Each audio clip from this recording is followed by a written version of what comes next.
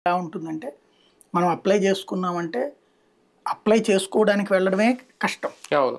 ఒక ఇదివరకు ఏం చేసేవాళ్ళు, ఏ కమ్యూనిస్ట్లో హ్మ్. 10 మందిని పోగేసి, అది కూడా లేబర్ వర్కే పోగేసి వాళ్ళతో అప్లికేషన్స్ అన్నీ తీసుకెళ్ళి పెట్టించి, అవును. ఆ తర్వాత అందులో 5-10 మందికి ఓకే అయితే మిగతా వాళ్ళే రాలేదు మళ్ళీ పోరాడదామమ్మా అంటూ అట్లాగే శతాబ్దాలు అనుకోవాలి.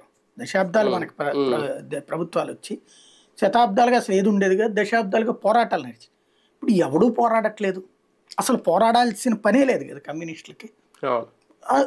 ఇంకొక మధ్యవర్తి లేడు హ్మ్. అసలు.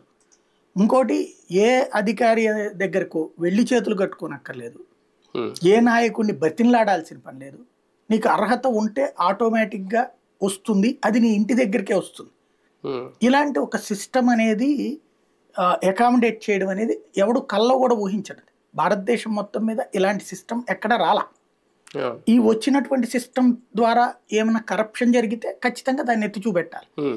లేదా ఈ సిస్టంలో ఇంకేదైనా లోపం ఉంటే అవును. మాట్లాడాలి. అవును. మనం మొదటి నుంచి చెప్తున్నది కూడా ఆ సిస్టంలో నీకు చేతనైతే వాళ్ళని పర్మనెంట్ చేస్తానని చెప్పు, 10,000 ఇస్తానని చెప్పు, 15,000 ఇస్తానని చెప్పు, వాళ్ళని కన్విన్స్ చేయాలి. కానీ